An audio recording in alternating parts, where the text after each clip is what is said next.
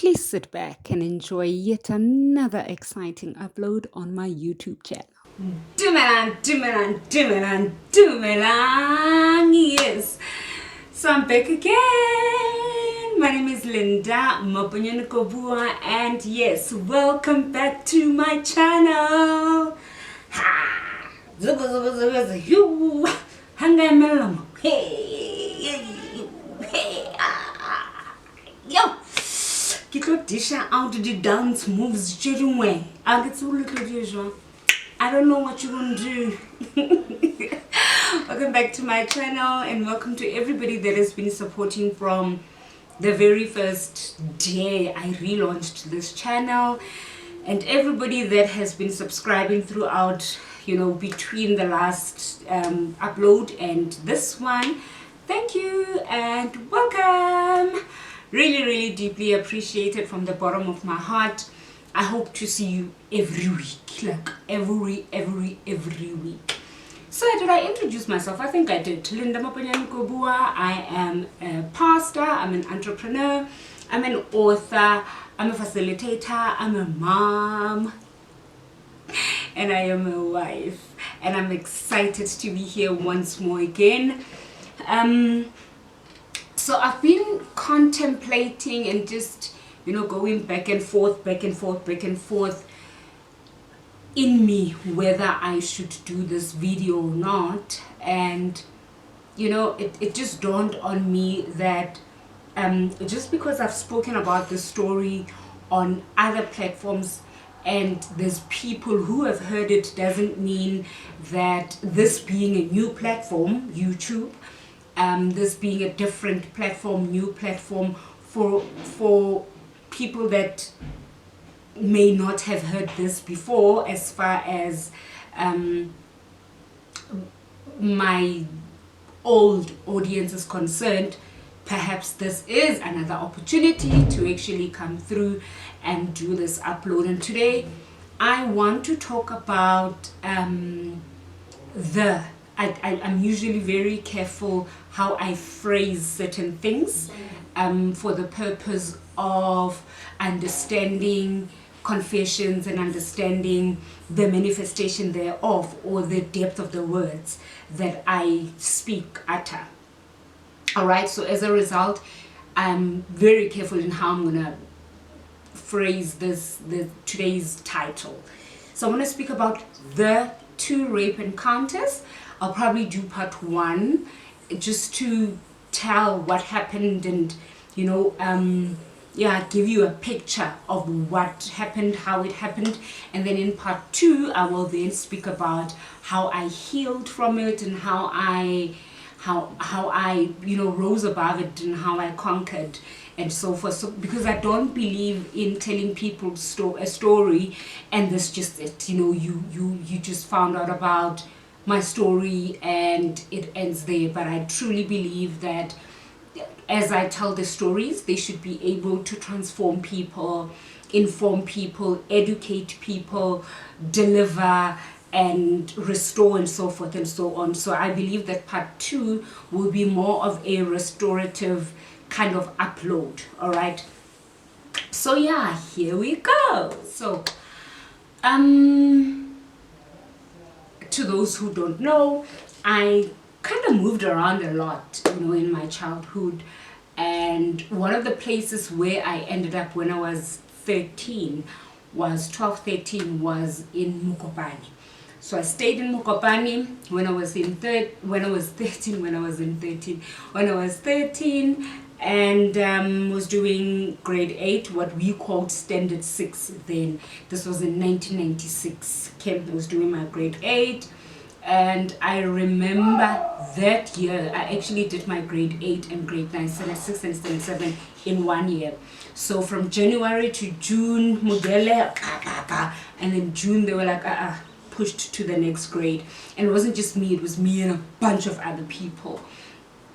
And there was about 10 of if not 15 of us in both grades. So I didn't go standard 7, but I was standard 8. So it was their situation. So I was one of them by grades. Okay, then I moved to grade standard 7, which is grade 9, in July.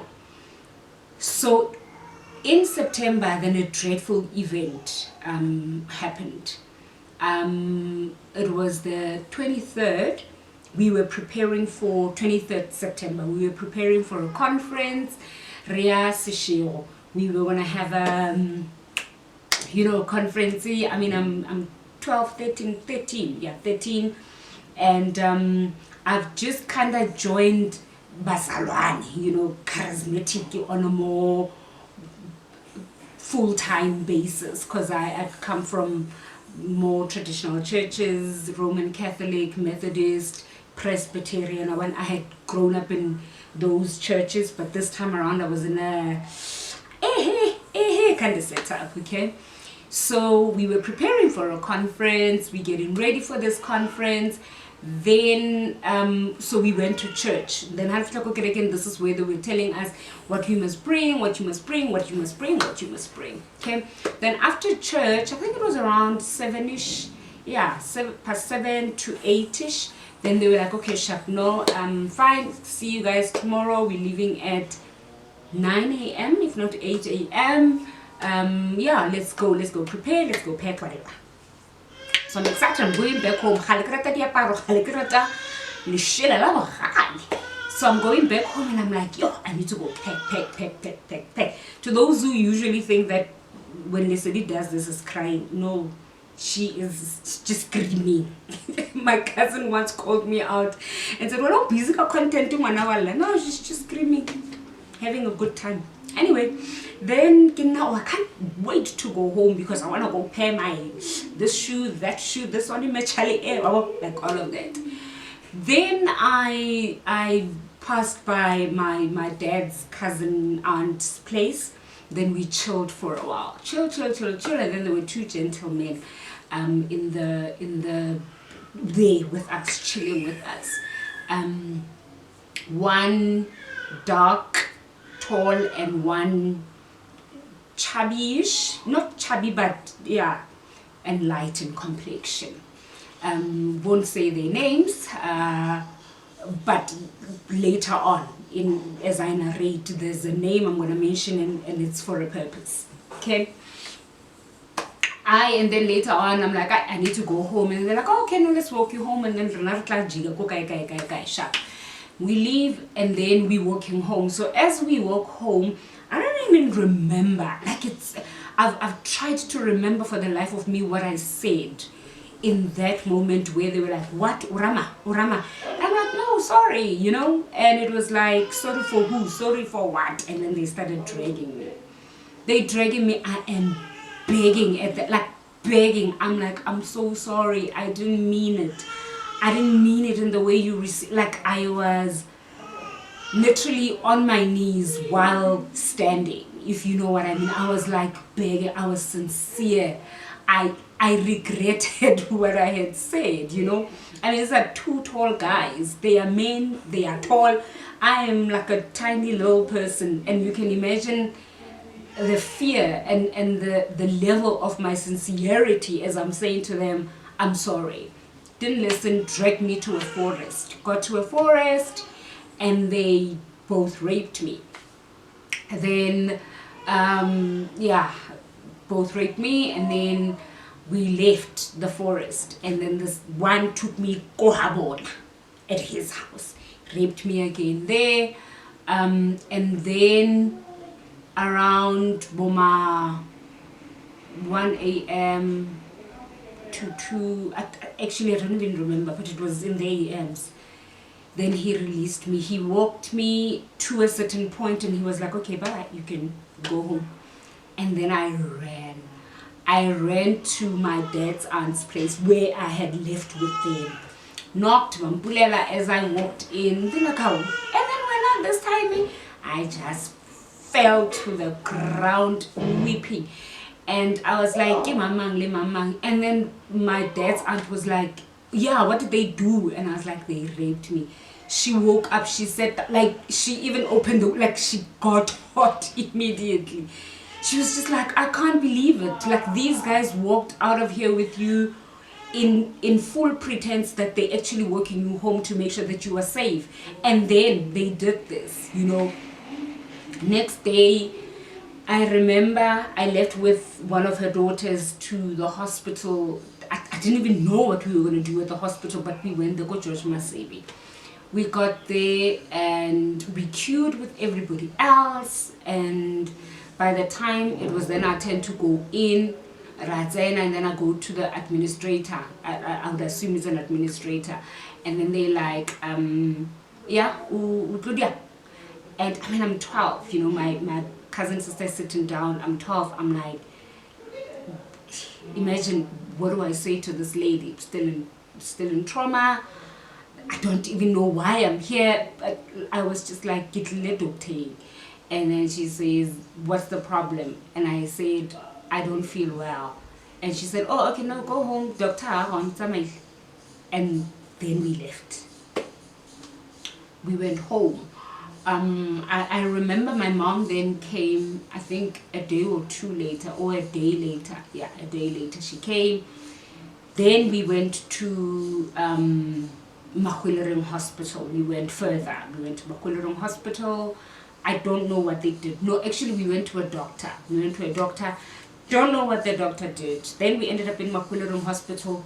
Don't know what they did. Or before then, we went to the police station, reported the matter, and then from there we went to the hospital. I had no idea what was going on in all of this. So my memory of the reasons why we went to every point, my child is now crying, is very faint. I can't remember exactly why we went to those points, but I do remember that at the doctor, he had to confirm that, yeah, there was penetration, I can see it. Okay, sure. Then I think a day or two later, the police came, and then the guys were arrested, and then the court case began. No, everything was just so fast. It's not as it is now. Everything was just so fast, and perhaps because I knew them, like it's a matter of key, it's not and it was a stranger and they have to look for him, you know. And then the court, Toma, went and they were in jail, I think, for about 4 years. They got 4 years each, or 8 years. But at the end of 1997, I was like, I ain't going back there, you know. And then I moved and I went to go stay with my mom. Now, here's two things, or a few things I want to speak about. I want to first make you aware that because of the traditional background that one comes from, there was not really an open conversation between me and with any elder, be it my mom. Okay, she's calmed down. Right. So here's two things, or a few things rather, I keep saying two, that I want to talk about. In fact, I don't even know how many they are. But I want to speak about the fact that, like I said before, I had to go check on this lady, Horem. I grew up in an environment where there was not really like an open conversation where it's a how do you feel, where are you at. So it happened, we went to the police, we went to the hospitals, we went to court, they were sentenced, and that was the end of it. And Kanti, this thing is slowly eating on me, finishing me off. And you know, I know that I'm going to do part 2, but I want to say this now. I want to say to moms, whether it's a mom Wali 2000 or is a mom one who could be watching this, that don't ever take anything traumatic to your child light and say, no. Talk to your child so that you become aware of where they are, and it just gives you a view of where they are. If they're not comfortable with you, take them to a family member, or you know, anything or anyone close to you. It could be a school teacher, it could be a family member, church people, if you are a church person, and so forth and so on. And then, in addition to this, I also want to speak about the very, very big importance of counseling. I got my counseling very late in life, and that counseling, yeah, it I don't know if I should say it didn't work, but the way in which it happened also, which I'll share in part 2, but it's important that you take the survivor or the conqueror, the rape conqueror, for counseling, to get help and just to speak and to release and let that out. Okay. Now, years went by. I mean, that was 1996. I was 13 or so. Years went by. Grew up, got born again. Yeah, got born again. Got ordained. Muruti, pastor, woman of good. And I'm preaching the gospel. I'm preaching the gospel on buses, on trains, and public spots, and taxi rank, you know. And one day I had joined a church around Midrand, and I lived in Soweto. So there was a Friday service. It was the youth service, and I had preached at that youth service. So I preached at the youth service, and then after the youth service, there was going to be a night prayer. And I remember that day particularly, I was like, I'm so tired. I've been working overtime. I've been working overtime for like 2 weeks straight, and I was like, I can't. My body is tired. I need to go home and rest. One lady was like, then I need to go home. I don't think I'm going to stay for the night prayer. Can you drop me off? I'm like, by all means, I'll drop you off. Off we went. And then we parked by her, like her driveway. Is that the right word? Yeah, by her driveway. Then as just exchanging like a few chats here and there, nothing hectic. And then I just heard her go, you. I literally still remember her face even now as I say it. And then when I turned, there was a gun on my head. Like literally as I turned, there was a gun on my head. I'm thinking, what is happening? I don't know if you've ever had a moment where you were like, man, I'm dreaming. This can't be it. This can't be it. And that guy just immediately said to me, go to the back. Hambe, move. And now I want to go out. He's like, no, not through the door, like through the 2 seats. I mean, I'm tiny. I still believe I'm tiny. And then I went through the 2 seats. I sat at the back. As I sit down, somebody else opened the door, and I realized there's actually 2 of them. One dark and tall, one chubby and light. The one seated at the back was chubby-ish and light. The one who had a gun on my head was dark and tall, and skinny-ish. And it was the 23rd of September. I was told to kneel down at the back, so I wasn't allowed to sit up on the seat. So I was told kneel down, and I'm kneeling down, and I was told to put my hands where they can be seen. So basically put them like this. Perhaps in case there's a gun I'm hiding somewhere, a panic button, I don't know. But I did that. And at the back of my mind and somewhere in me, I'm thinking, what is going on? I remember saying a short prayer. I was like, Holy Spirit, I need you. Like, we need you right now. And I remember the lady in the front started to pray out loud. She was like praying, and she was told, Yowen. And she kept quiet. She kept quiet immediately.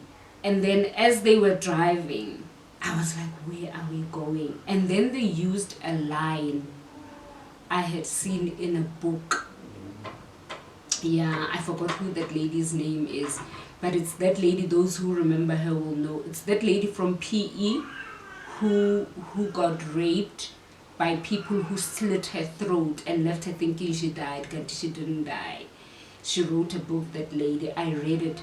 And in the book, she mentions that as they were driving, so she got kidnapped in her car while taking her laundry to the laundry shop.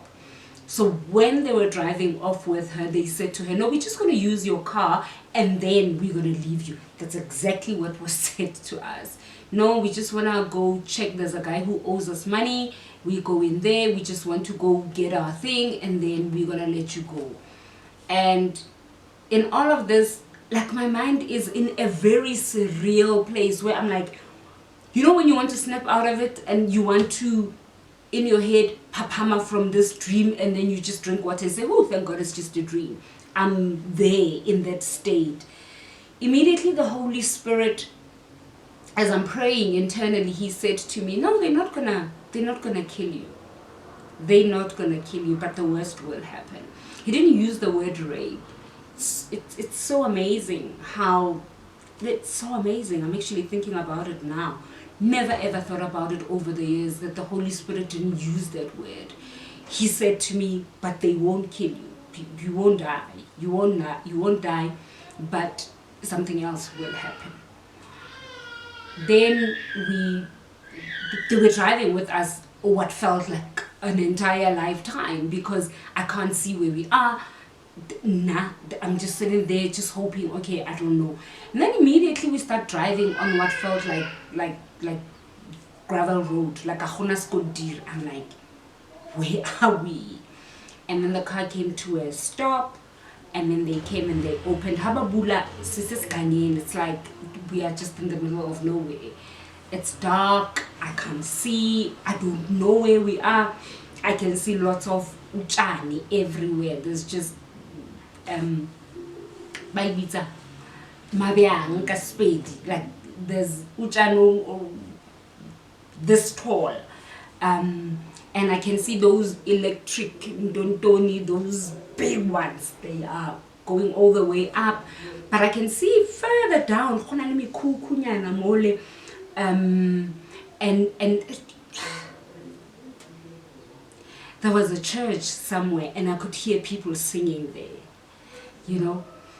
Anyway, then we get out, Harijwa, and then they start searching the car. They taking everything that was in the car. There were my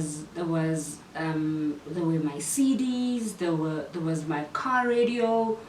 Like, there were things that they were just taking.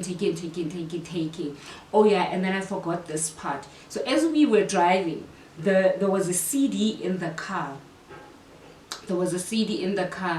And the song or the CD that was in the car at the time was Joyous 4, and the song specifically that was playing at the time was My Help.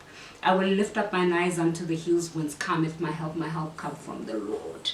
So that song was playing, and I remember so after the car stopped, they pulled out the radio.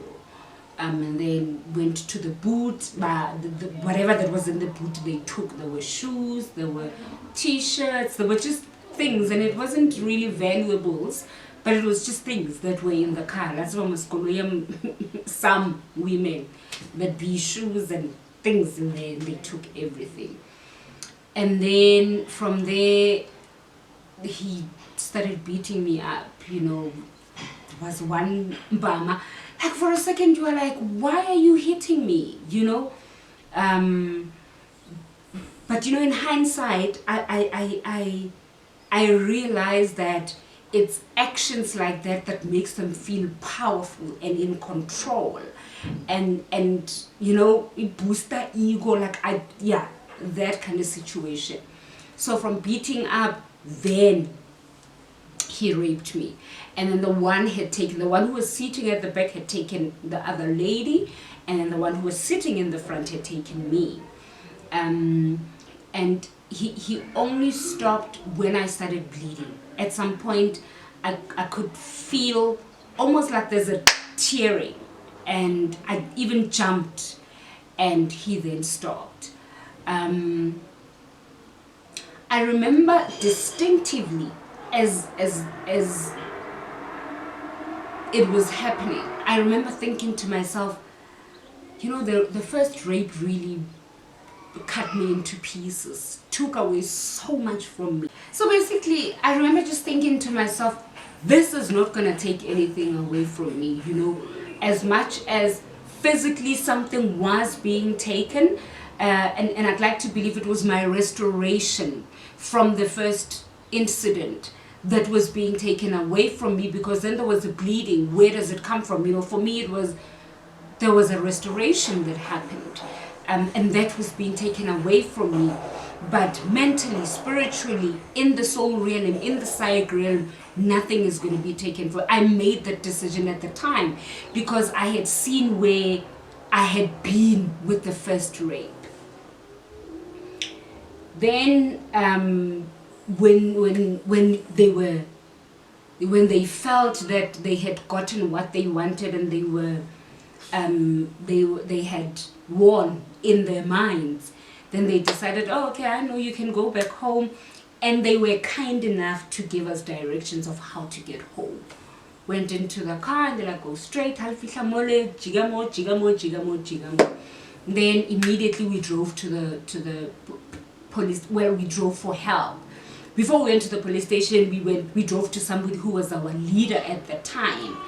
And it, you know, unfortunately, when we got there, when we were by the driveway, the leader showed us directions of how to get to the police station for help. And at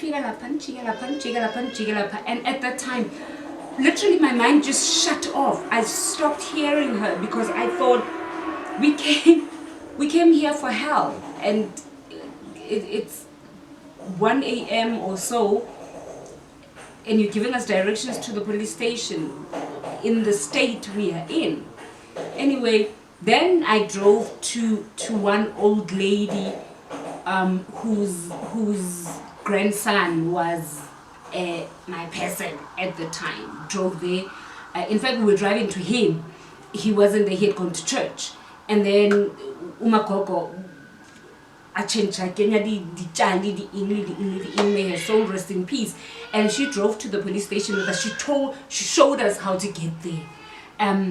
In hindsight, we then realized the police station from the leader's house. The way we were so blind and traumatized, we passed the police station to go to get Magogo and then back to the police station. Anyway, we get there, then Ringadi statement day.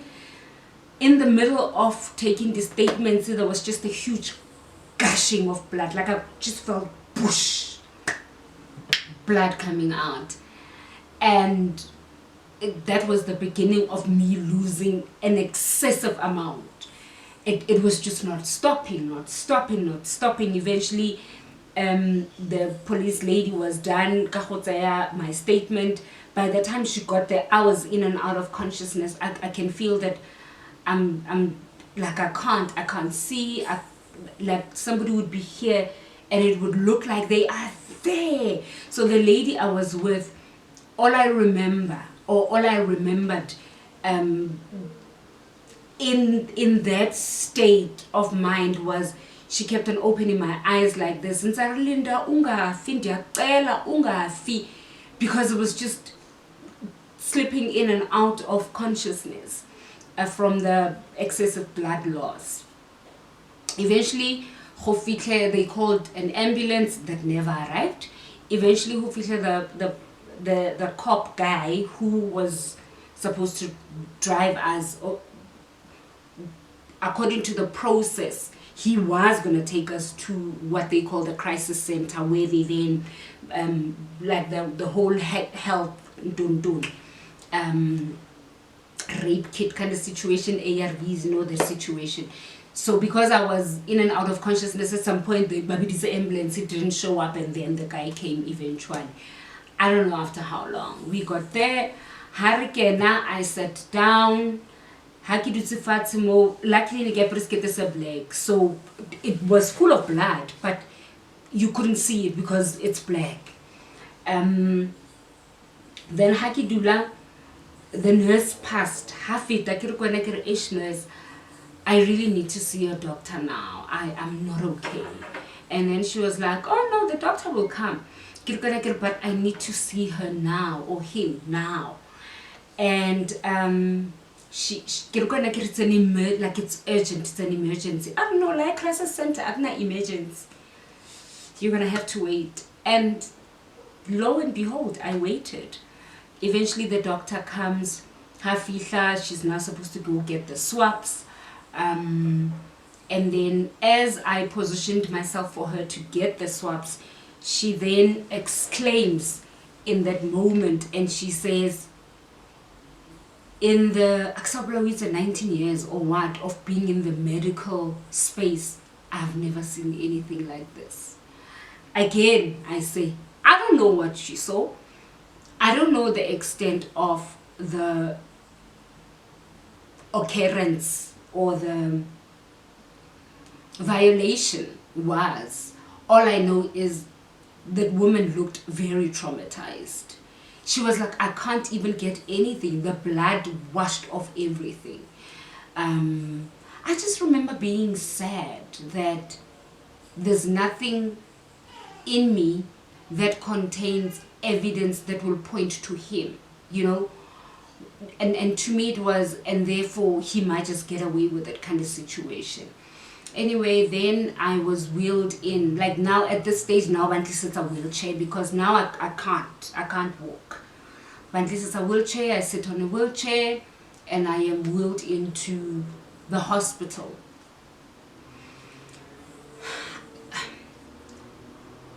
Then eventually,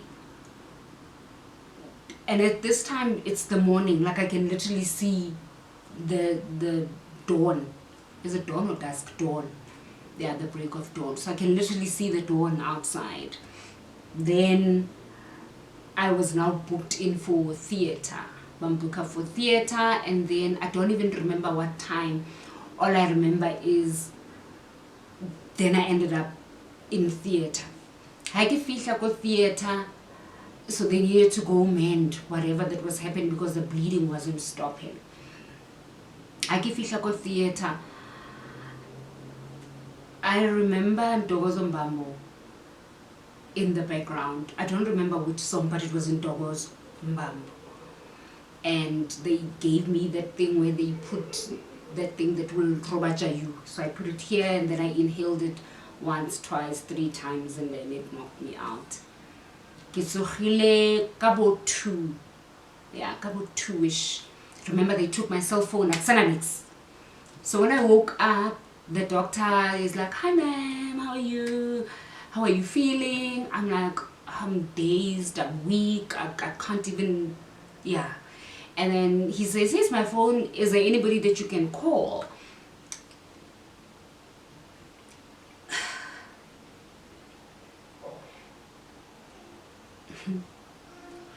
And the number I could remember at that time was Mpo's number. Mpo and I used to be on a call for like 100 hours.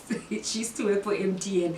So she used to call MTN numbers for free. Like it would be for hours on end. So her number was like here. And I was like, yeah, I know who to call. Dialed her number. I'm like, friend, I'm in hospital. I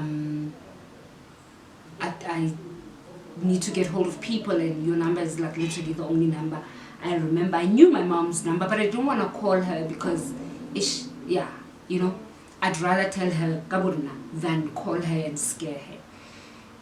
I think I blinked and Mpo was next to me. Literally, like, yeah, I think it dropped the phone, blinked for a second, and she was here. She came, she had like a teddy bear with balloons, and then she was like, friend, how's it? What happened? She thought it's an attempted hijack. So she sees blood. And she's like, why is there blood? I'm like, well, and then she was like, please don't tell me they. She didn't complete the sentence. I said yes. I could just see her face drop. I'm like, it is well. It is well, my friend. What's important is that I'm alive. Then immediately after she left, the nurses arrived with pills. Haba fika bang explainela, okay ma'am, we're gonna give you medication, it's ARVs. So this is how you're gonna have to take them. You must take one in the morning, one in the evening. If you're gonna do it at 7 a.m., you must do it at 7 p.m., 9 a.m., 9 p.m., 8 a.m. So choose a time that you know will work for you. And I was like, okay, no sharp. But so the first one, you will then take it this evening, because it was like in the afternoon. I was like, okay, sharp. And then I took it at 8 p.m. Took it at 8 p.m. and then that was, you know, the time I chose. Got discharged the next day. Went to my mom. Stayed with my mom for like a week until my body got used to the ARVs. So what would happen is every time I took them, I would feel nauseous. I would feel so horrible, like extremely horrible, weak. I couldn't do anything. I had no appetite. It was the most horrible feeling that I have ever had in my entire existence. You know, one of the days I went to APSA, I will never forget this. Nekilwesa, those SARS things. Yeah, SARS and employment, you know, those marketing returns or something of that sort. But I had to go do something at my bank first. Had to fika at SARS at the bank. We are queuing. Next thing I know, I'm in the manager's office. How I got there, I have no idea. I was told by the manager that I collapsed, and the staff came to get me, Bankisa, in the manager's office. I'm sitting there and they calling for the paramedics and to come and, you know, check me out. And then I was like, no, I'm fine, because I knew why I was in this state. I'm like, no, I'm fine. Let me just gather myself. Very quickly, Bankisa's a bank statement, because that's what I had gone there for. I got my bank statement. They quickly, like, prioritized. They prioritized me. Bankisa's at the bank statement. And then I left. I had to walk from Gandhi Square to Faraday. Those who know Joburg will know how far that is. I walked from Gandhi Square to Faraday. Gonna go, I don't want my car anymore. Like, yo. To Faraday, I walked there, and then yeah, got home eventually. And then I had to be on the ARVs for 28, is it 28 days? Yeah, for 28 days, morning and afternoon. So on one of the days, then I decided, let me go visit the lady who I had been with, just to go see if she's okay. Obviously, funny enough, we were both battling with guilt. She was guilty that she said drive me home. I was guilty that I drove her home. You know, that feeling, yeah, had I not been there. Liana feeling, had I not been there. So we were both battling with the same thing. So I thought, let me go check her. Yeah, Haiki Fihla. So I'm asking, how you feeling? How you been doing? You know, sharing our experiences with the ARVs and the side effects and so forth.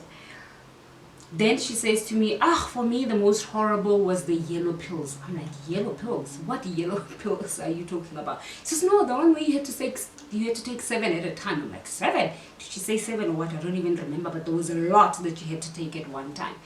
I'm like, I've got no idea what you're talking about. She says, no man, there's pills that, you know, you had to take. I'm like, I do not remember being given that. A yellow pill, I don't. Lo and behold, 3 months later, this thing happened in September, October, November, December. Around December, I start noticing that my womanhood is peeling, and even my thighs, like I'm not okay. And I'm like, something is not wrong, is not okay. I don't know what's wrong. Then I decided, let me go to the doctor. Went to the doctor, Dr. Wancheka, and, you know, very casually, he's like, oh no, you've got an STI, but don't worry, I'm going to give you something. The pills he gave me were yellow. And this is when it dawned on me that the hospital did not give me the STI prevention pills. And there I was with an STI. You know, and sure, from there, one of the things that had to then happen was the back and forth between to the hospital to get my HIV results, where you go after 6 weeks and then you go after 3 months and then you go after 6 months. Yeah. When I went for my 3 months, there had been a strike Sakodi lab. There'd been a strike Sakodi lab, so in between who fetches the blood and takes it to the lab, and there was just a whole lot of a mess that was happening. Then I remember going to the hospital. I waited for so long that day. They're like, hey, we're trying to get this for you. Yes, but strike I want to see my results and ton. Eventually one lady comes to me and she says to me, she's looking at the results and she says, there's something is not right with these results. Something is not right. The results are showing positive. But I think for me, that's not what the issue is. The issue is the Mongadi results. The CD4 count is now on 15. Like they literally, at their most vulnerable place, healthy car, and this is what convinced her that they can't be yours. But obviously, the enemy was at play because he really had to mess up with my mind and torture me. He wanted to torment and torture me. And it really happened. Like I was tormented and tortured. Very horribly so. I remember just thinking, could they be mine? Could she be too hopeful? What is going on? So in between those messed up results and the real results coming, the wait was just too long, And eventually, of course, they came and they indicated that I was negative. And then eventually I got my 6 months one that also indicated that I was negative. In between all of this, or in the process of all of this, I was just not okay, man. I was not okay. I was just almost like I was living in a strange body with a strange mind, strange brain. Like everything felt so foreign and so not me kind of situation. Almost like I was on autopilot. I was just waking up, getting ready for work, going to work, coming from, like everything was just on autopilot, until one day I walked into the office and I was like, I'm resigning. I can't do this anymore. And I think the greatest propeller to that decision also was just the amount of mistakes I was making. While they were understanding that I'm living with this trauma, at the same time, they were like, we need you to bring your A game. This is work, Sisi. There's no time for feeling sorry for you. And so I left my job to go heal, basically. I left my job to go recoup and to go get Linda back. And I must say that that was the beginning of a greatly challenging process of healing. And that's going to be shared in part 2 of this video. See you there. Thank you for watching all the way through to the end. Please do join me on my next upload next time.